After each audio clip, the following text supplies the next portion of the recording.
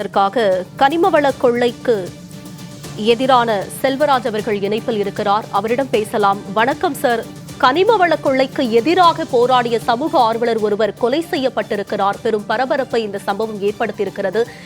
முதல்ல இந்த சம்பவம் சாதாரண ஒரு விபத்து என்று காவல்துறை பதிவு செய்த நிலையில் அதற்கப்புறமா தான் கொலை சம்பவமாக பதிவு பண்ணியிருக்காங்க.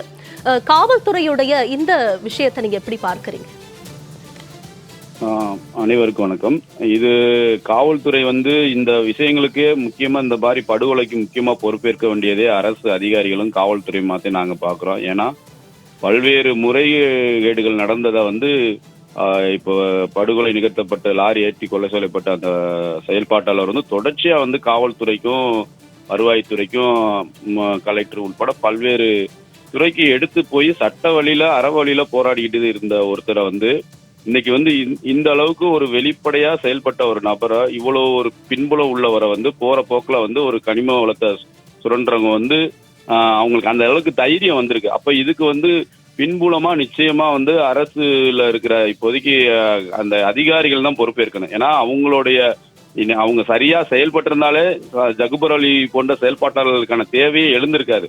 அப்ப தன்னுடைய மண்ணுக்காகவும் தன்னுடைய இயற்கை வளத்துக்காகவும் சரியா சட்டங்களை அமுல்படுத்தி கடுமையான நடவடிக்கையை அது உரிய முறையில பின்பற்றிருந்தா ஜகுபர் அலியை போன்றவர்கள் இந்த மாதிரி குரல் கொடுக்க வேண்டிய தேவையே இருந்திருக்காது. ஆனா அவர் இதையும் மீறி தன்னுடைய உயிரையும் பணைய வச்சு இது போன்ற செயல்பாடுகளை பல முறை அரசுகளுடைய கவனத்துக்கு கொண்டு வந்த பின்னாடி அவருக்கு உரிய முறையில பாதுகாப்பு கொடுத்துருந்துருக்கணும். ஆனா அவங்களும் செய்ய முற்பட்டவங்களையும் பாதுகாக்க வரல. அப்ப இது முற்றும் முதலா இந்த காவல்துறையும் அரசு அதிகாரிகளும் தான் இதுக்கு பொறுப்பேற்கணும் இவருடைய படுகொலைக்கு அப்படிங்கறதுதான் ஆணித்தரமான கருத்து. ஒரு கடந்த 10 நாளைக்கு முன்னாடி கூட அவர் போய் மாவட்ட ஆட்சியாளர், கோட்டாட்சியர், தாசில்தார் உள்ளிட்ட அதிகாரிகளை சந்திச்சு அங்க நடக்கிற அந்த பிரச்சனைகளை தொடர்ந்து அவர் குரல் கொடுத்து போராடி இருக்காரு. அப்ப இந்த அளவு அவர் பாதுகாக்க தவறி இருக்கு. அரசு பாதுகாக்க தவறி இருக்கு. இது ஒரு உண்மையான கண்டனத்துக்குரியது.